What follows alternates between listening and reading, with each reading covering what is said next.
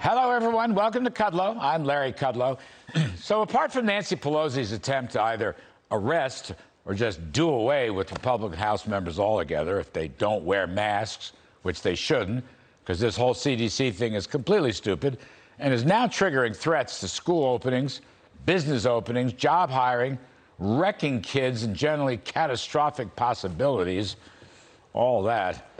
The biggest story, apart from that, is still the infrastructure plan approved for floor debate by 6-7 votes yesterday.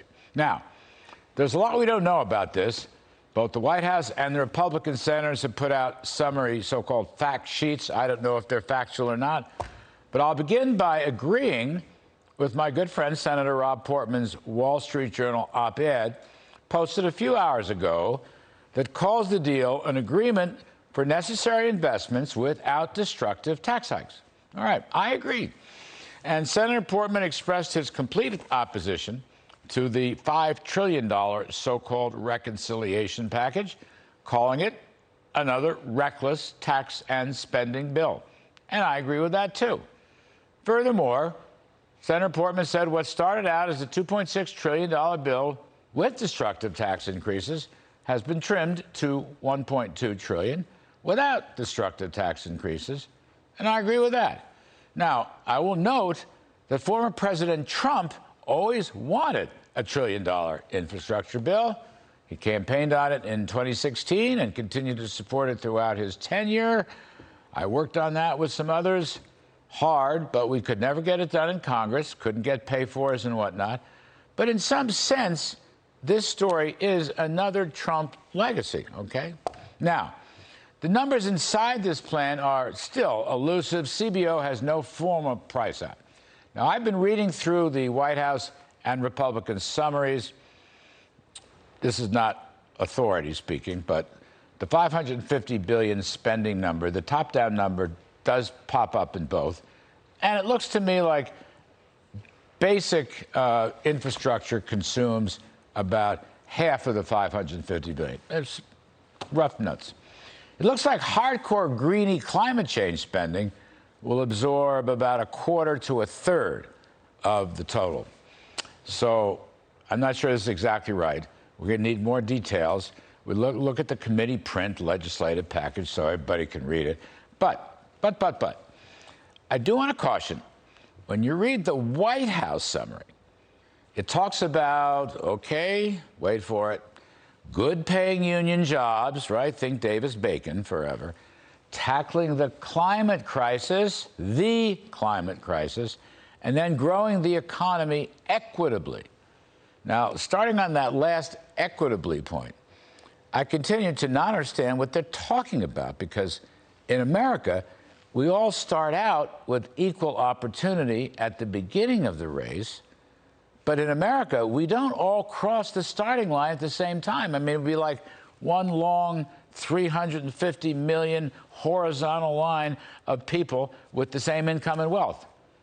Now, that would be un-American, because here in America, we believe in rewarding success and enabling folks to use their God-given talents in any way they choose. So this equity stuff really sounds so much like socialism, it pops up again even in the infrastructure package. Now, good-paying jobs, well, you know, this White House would like to unionize pretty much everything, wouldn't they? Including repealing right-to-work laws that exist in about half the states. Of course, they want to jack up all kinds of minimum wages, health benefits, this and that. And then comes the tackling the climate crisis. Now, the word "the" is very important.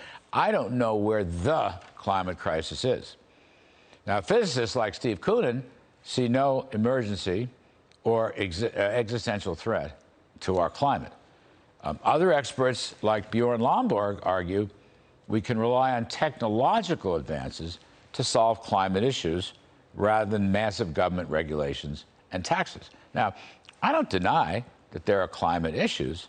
I just think they're totally manageable without destroying our fossil fuel energy base. So looking at the White House summary sheet, just saying, it looks a lot like go woke, go broke. Same themes as usual, and that troubles me because I think in all these projects in the infrastructure plan, roads, bridges, freight rail, public transit, waterways, ports, broadband, airports, and so forth and so on, et cetera, et cetera. All these projects are going to get what is called environmental justice review. Really? Environmental justice review. And right there, I see a real big problem. And although some permitting progress did make it, it doesn't go nearly as far to ensure timely project development and conclusions. And God bless them, we got low carbon and zero emissions school buses, electric vehicles, electric gas pumps, aka charging stations, green power grids, subsidies for critical minerals for the batteries, critical subsidies for critical energy technologies, demonstration projects, advanced manufacturing tax credits, eco-resiliency.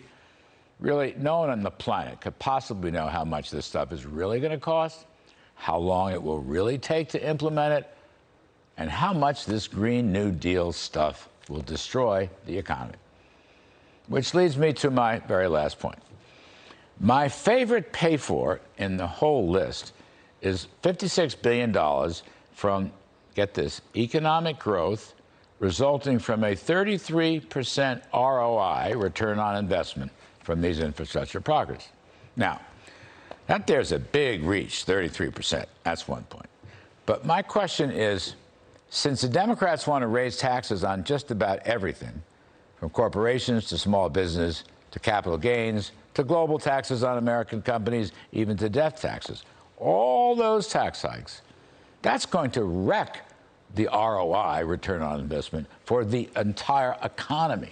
I mean, you can't have infrastructure unless you have a healthy, functioning economy. We are not, by the way, going to tax our way into prosperity.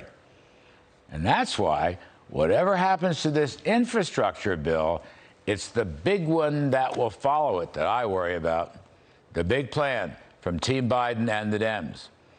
So I hope if Speaker Pelosi doesn't arrest all the Republican House members, at least some of them will be around to prevent the left-wing woke budget coming down the road after infrastructure, because that budget ain't good.